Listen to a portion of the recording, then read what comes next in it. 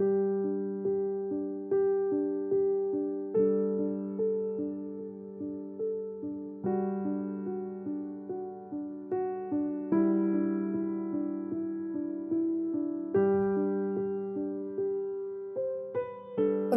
Saat Teduh Gereja Kristen Jakarta, Jumat 3 Januari 2025. Kewargaan Kekal.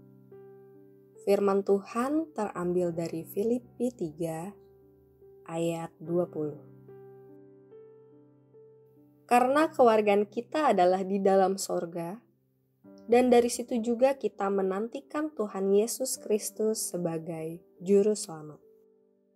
Ini dunia Bapa, selalu kuingatlah. Kuasa dosa tak berjaya, hanya Ia berkuasa. Ini dunia Bapa, hatiku tak susahlah. Umat semua memuji Dia, nyatalah tahtanya. Itu adalah lirik dari bait ketiga him yang berjudul This is my Father's World. Inilah dunia Bapa, yang ditulis oleh Maltby de Babcock pada sekitar tahun 1901. Himne yang indah ini membawa kita pada perenungan bahwa dunia yang kita huni hari ini sepenuhnya ada dalam kendali Bapa Surgawi. Kota Filipi adalah kota veteran tentara Romawi, sehingga sering disebut sebagai miniatur kota Roma. Pada masa itu, warga negara Romawi merupakan penduduk kelas utama. Secara sosial, kultural, dan politis, mereka lebih superior dibandingkan yang lain. Memberikan kebanggaan tersendiri bagi warganya. Banyak orang pada waktu itu rela membayar mahal untuk menjadi warga negara Romawi. Rasul Paulus dalam bagian ini mengajarkan jemaat di Filipi untuk menghidupi identitas baru mereka di dalam Kristus, yaitu sebagai warga kerajaan sorga. Inilah perbedaan identitas jemaat di Filipi. Dengan para seteru salib Kristus, para seteru salib adalah mereka yang hidupnya terfokus hanya pada pengejaran duniawi, sedangkan jemaat Filipi tidak terikat pada hal-hal duniawi, tetapi pada hal-hal surgawi.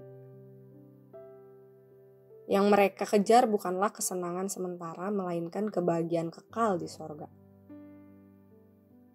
Jadi perspektif tentang cara hidup kerajaan surga inilah yang dirindukan Rasul Paulus agar jemaat hidupi di tengah lingkungan yang jauh dari cara hidup yang mengasihi Tuhan.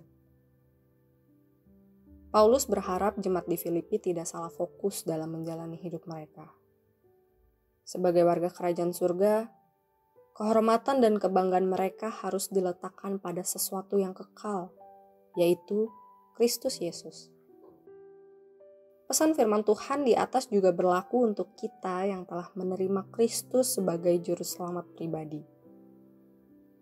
Oleh karena itu, kita dipanggil untuk menghidupi perspektif sebagai warga kerajaan surga selama kita masih hidup di dunia.